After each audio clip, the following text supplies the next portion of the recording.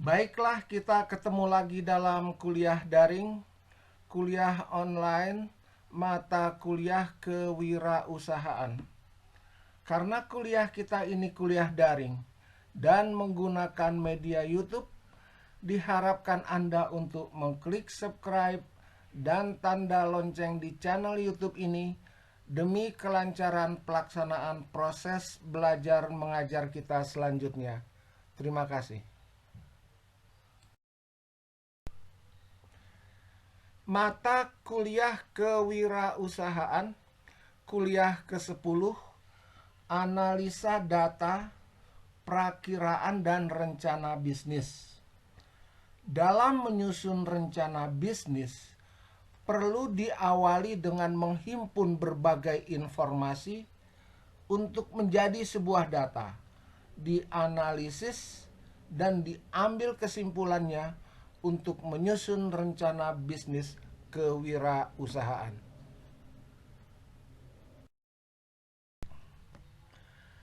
Tujuan analisa data. Tujuan dan manfaat analisa data bagi sebuah bisnis adalah sebagai berikut. 1. Memperoleh data yang lebih akurat dan akan diberikan kepada bagian lain yang membutuhkannya, seperti manajemen, keuangan, penjualan, dan lain-lain. Kedua, menemukan suatu kecenderungan di masa datang dari data-data yang telah diketahui dan dikumpulkan. Ketiga, meminimalisir risiko kegagalan dari sebuah keputusan strategis yang akan diambil sebelum bisnis dimulai. Keempat, mengetahui kondisi dan kinerja perusahaan. Kelima, mengetahui kecenderungan permintaan pasar terhadap produknya dengan riset dan survei lapangan secara langsung dan tidak langsung. Keenam, untuk mengetahui pola dari data dan informasi yang terjadi. Ketujuh, untuk membuat prediksi suatu hal yang bisa dijadikan acuan kerja.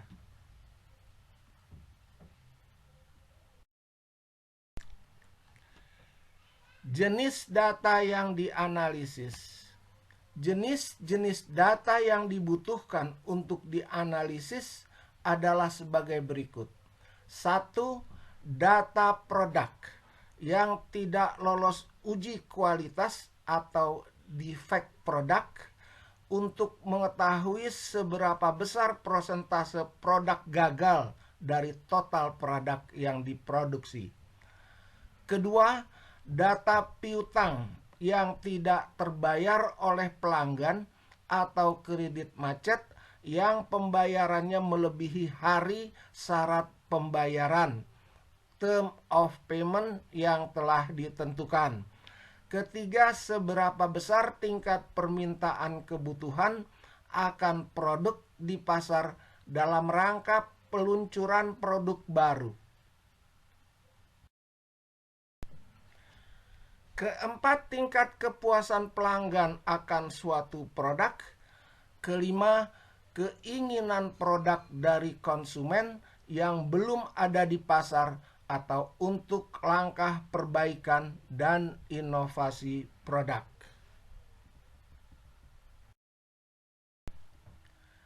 Sumber-sumber data.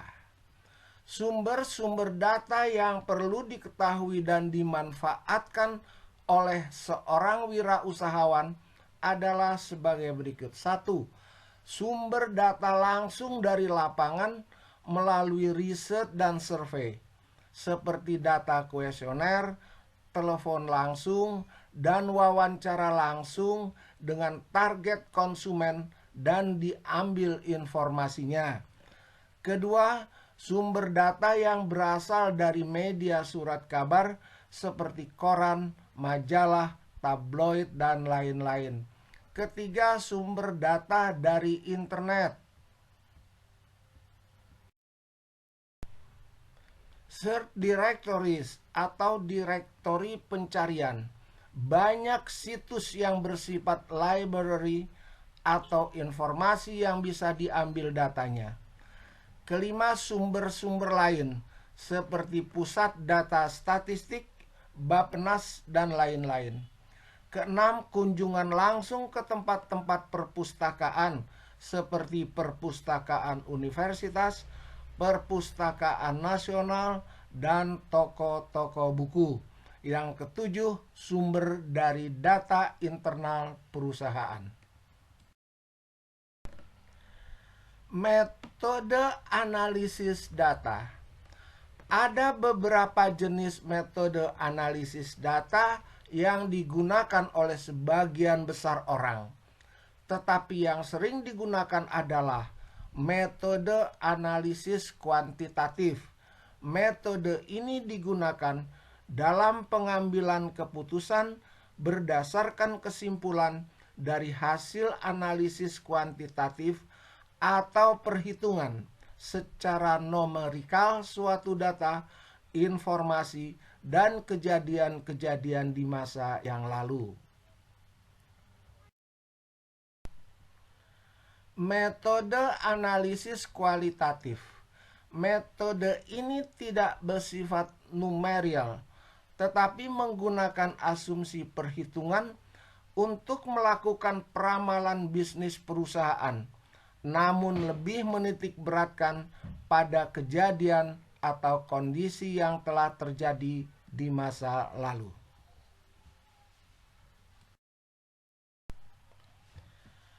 Merencanakan peta bisnis. Aspek perencanaan, persiapan, dan peta perjalanan harus dilakukan oleh seseorang dalam mewujudkan suatu mimpi dan tujuannya. Begitu pula dengan sebuah bisnis yang memerlukan rencana bisnis atau business plan. Tahapan-tahapan dalam rencana bisnis adalah: 1. Tahapan riset dan survei lapangan seperti perilaku konsumen, perilaku pasar, tingkat permintaan, tren, dan persaingan. Yang kedua, tahapan pengumpulan data dari internal dan eksternal. Yang ketiga, tahapan evaluasi dan pengelolaan data dengan metode-metode statistik atau metode-metode analisis yang lain. Keempat, tahapan penyelesaian hasil riset dan survei untuk memastikan bahwa data dan informasi itu sudah akurat dan benar. Kelima, tahapan perencanaan dan analisis pemilihan strategi perusahaan atas hasil riset. Keenam, tahapan persiapan, pembuatan, dan penyusunan rencana bisnis. Perencanaan bisnis.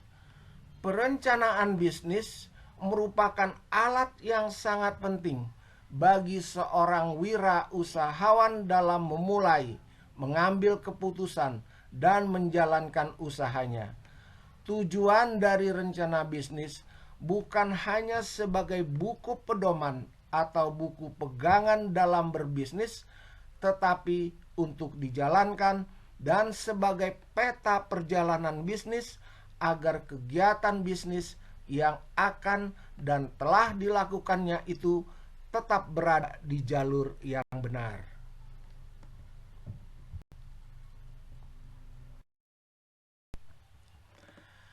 Manfaat rencana bisnis. Ditinjau dari sisi positifnya, ada beberapa manfaat penting rencana bisnis bagi wirausahawan dalam mensukseskan bisnisnya, yaitu: 1. Membantu wirausahawan untuk berpikir tentang bisnisnya melalui ide-ide yang dituangkan dalam sebuah rencana yang terintegrasi dengan baik. Yang kedua, membantu wirausahawan dalam mengambil keputusan dan mengevaluasi ide-ide bisnis sehingga risiko kegagalan dapat diminimalisir.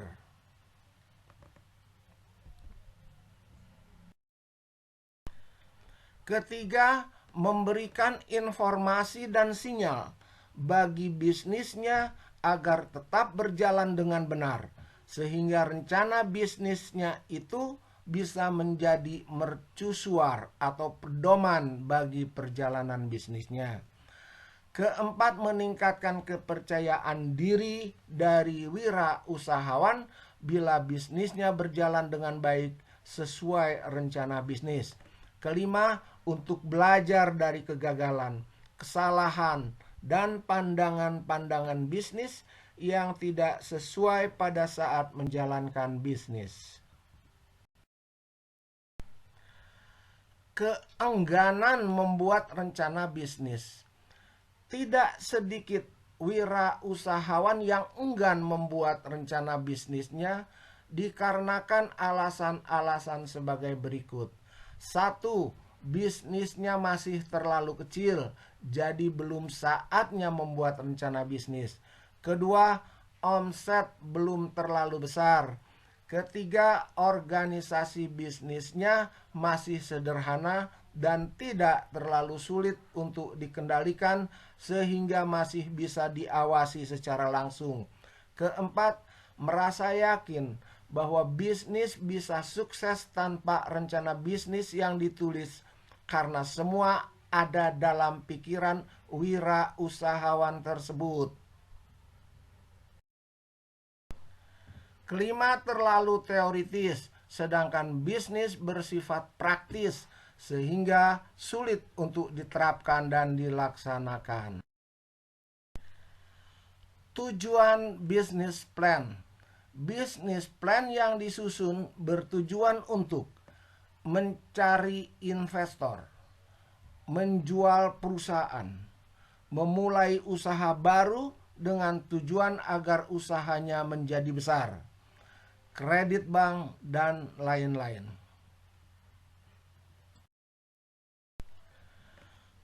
Bagian penting rencana bisnis. Ada 5 bagian penting yang harus terkandung dalam rencana bisnis bila digunakan untuk memulai usaha atau mencari investor, yaitu 1. Mengidentifikasi rencana bisnis. Kedua, merancang konsep bisnis. Ketiga, membuat peta jalan bisnis. Keempat, menentukan alternatif-alternatif strategi sebagai cadangan untuk antisipasi dalam meminimalkan risiko yang akan terjadi. Kelima, menyusun rencana jalan keluar bila terjadi kegagalan total dalam bisnis atau terjadi likuidasi bisnis. Format bisnis plan. Bisnis plan yang baik harus mengandung informasi-informasi yang diperlukan pihak-pihak terkait sehubungan dengan kepentingan bisnisnya dalam rangka mengambil sebuah keputusan yang strategis. Ada framework yang perlu dipaparkan dan diketahui oleh wirausahawan dalam menyusun format bisnis plan, yaitu 1. Format konsep bisnis, business concept. Kedua, format konsep strategi pemasaran, marketing plan. Ketiga, format konsep operasional, operational concept. Keempat, format konsep dan strategi perencanaan keuangan, financial plan and concept. Dan yang kelima, format lain yang dibutuhkan. Format penyusunan rencana bisnis. Kerangka dan format penyusunan rencana bisnis terdiri dari beberapa bagian pokok, yaitu 1. Introduction, perkenalan. Yang kedua, executive summary, di mana hal tersebut harus clear, exciting, efektif, dan atraktif. Ketiga, the product.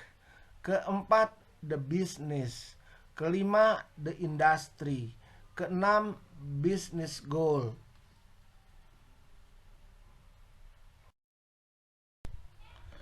Ketujuh, marketing plan. How will you reach buyer? Kedelapan, marketing communication. How to promote your product. Kesembilan, financial plan.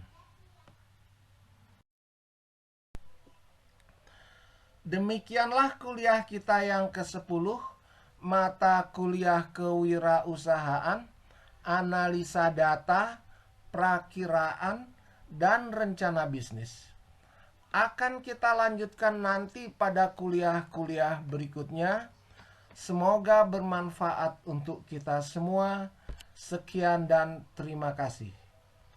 Kalau Anda suka, Anda senang, jangan lupa untuk klik subscribe, klik tanda lonceng, dan share. Sekali lagi terima kasih. Wallahu muwafiq ila aqwamit thoriq. Wassalamualaikum warahmatullahi wabarakatuh.